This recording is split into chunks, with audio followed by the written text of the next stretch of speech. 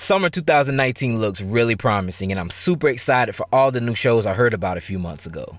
I'm so upset that Inspector isn't being released until next year, because that one is right up my alley. And I'm really stoked for Dr. Stone in a couple weeks. We know that most weekly Shonen Jump products are fire, especially last winter's The Promised Neverland, and my favorite banger from last season, Demon Slayer. I'm head over heels in love with Dan Machi, and I'm counting down till season 2. And I hope to have a video up about why I love that gem so much when I rewatch season 1. But let's go ahead and hop on some impressions. The hype for this show was too real. One of the few shows this season I was anticipating. This is what dreams are made of. I love this first episode. Just wow.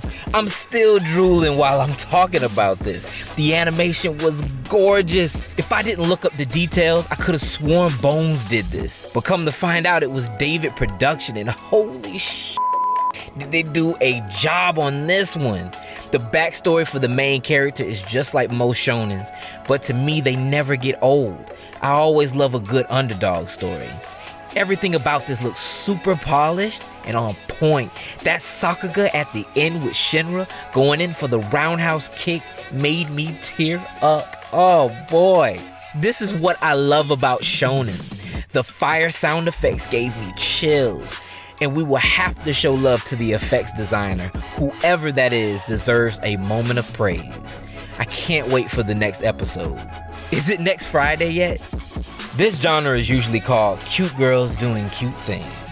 And I'm new to this particular genre since I've only watched New Game, and it instantly made me love whatever this shit is. Please give us a season 3. Now this show seems to use the usually horrific suspense type thriller angle that being stranded on an island tends to showcase. And it made it a survival ecchi and slightly Yuri if things continue. Please. This might be a ridiculously odd but quirky and engaging way to spend 12 free minutes.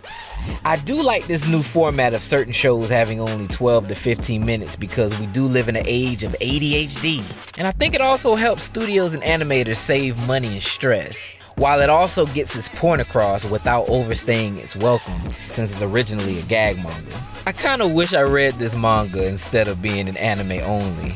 I would immediately start binging every chapter if I stumbled across this before it became a show.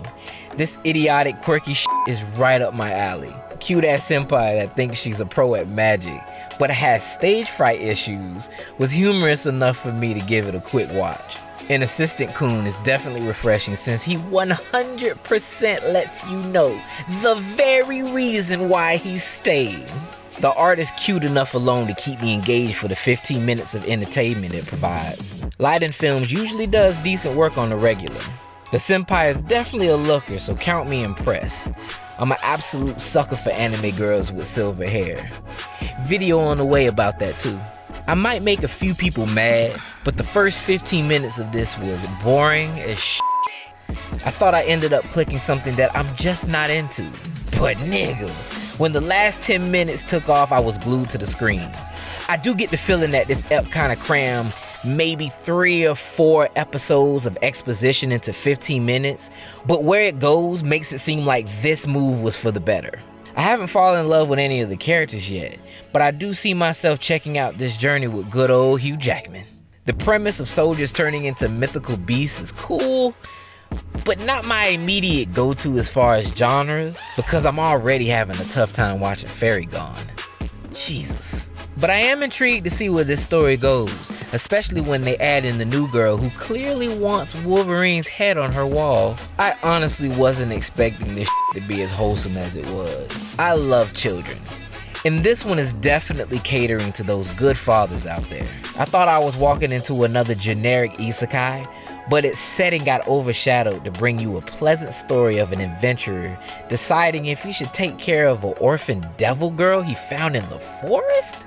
Latina is adorable, and the studio knew that she will attack your tear ducts if you have a soul. I thought the whole episode was entertaining and pleasantly refreshing. Check it out if you got time to kill. This is it. This is the one, people. We found it. We found it. I adore coming of age stories because they speak to the old childhood in me and brings me back to a time when things were simpler. Only having to worry about getting good grades and whether or not your crush likes you back. Then we get the bonus points if they actually delve into real life issues like sex. And this one does it. This show was needed this season. It fools you into thinking it's about to be some wholesome shit and flips you on your head and drops that blonde hair bomb. The small nuances here and there lit me up while I was watching this. The sexual innuendos coming at you left and right balances really nicely while getting to know each character, and I'm excited to see where this show goes. The animation is also really good, especially since Les Deux has such a light resume. This is my second recommendation of the season right after Fire Force. Definitely a mandatory Saturday watch along with Demon Slayer. Well, those are the 6 episodes I watched this week. I didn't get a chance to get to everything, but there will be a part 2. If you enjoyed the video, what you saw, please give a like and subscribe. And it's your boy Kamari. You already know the deal. Take it easy.